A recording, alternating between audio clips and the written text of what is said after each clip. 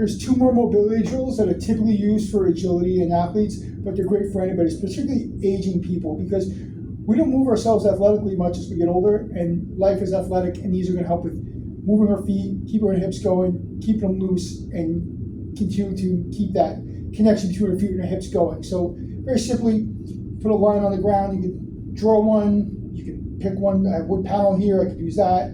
You can lay out a band, anything's fine. And again, we don't have to worry about the accuracy, we're just working on the movement. So I'm gonna show you 2, I'm gonna show you front. So basically I'm gonna go step, step, step, step. And you see my upper body, I'm just flowing through my feet and my upper body, flowing through my feet and upper body. I don't know if you can see me good. Here's my line. And then as you start to get a little better, start moving your arms and feet a little faster. Again, wherever level you're at is fine. Just do this for 30 to 60 seconds. And then as you start to get faster, then you can work on getting faster. But again, if you're just looking for basic mobility and range of motion, whatever speed you're working at is perfect, particularly, especially if you're older. It's gonna be great to move your body in this way. It's not used to doing it. I'm gonna show you sideways, same idea, right?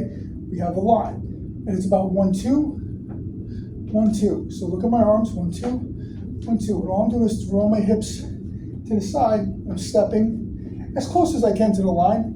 Accuracy's not a big deal in this, unless you're an athlete and you're really trying to tone this in, and then you start to get a little better. So look, I'm just throwing my hips left to right, tap, tap, tap, tap. See, I'm keeping my arm, upper body fluid, and I do that for 30 to 60 seconds. I usually do them 1-minute intervals, and I do them part of my interval training, but they're just great to move the hips in ways that we don't normally do. And so the idea is that we want to keep our hips mobile.